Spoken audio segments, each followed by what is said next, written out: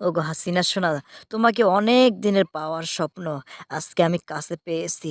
আজকে অনেক কিছু হবে তোমার সঙ্গে গো, অনেক কথা হবে, ভালোবাসার আলাপ হবে।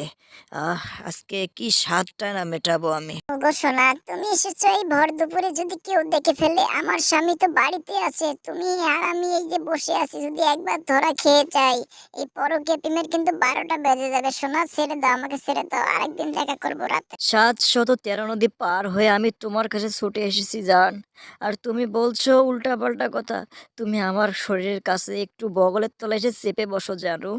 আমি তোমাকে পেতে চাই। আরে ওগো হাসিনা, তুমি ওই বুইড়া বেটার লগে কি করতেছো গো?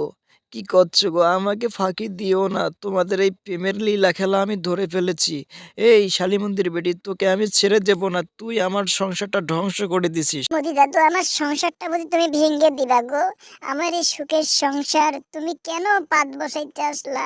তুমি এই ফাঁদ বসাইলা, আমার জীবনটা তো এখন শেষ হয়ে যাবে। তোমাকে দিয়ে তো আমার সাথে বিয়ে দিয়ে দিবে, বলো এই পরকীয়ার দরকার ছিল? হাসিনা শোনা, আমাদের প্রেম যুগ যুগান্তর ধরে বেঁচে রবে। তোমার স্বামী তো আর বেঁচে রবে না ইউনুস দাদা।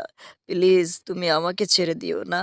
ওকে ছেড়ে দাও, ওকে নিয়ে কি করবো, ও তো বুড়ো হয়ে গেছে। হাসিনা, আরে ও হাসিনা, আমি আগে ভেবেছিলাম তুই পরকীয়া প্রেম করিস।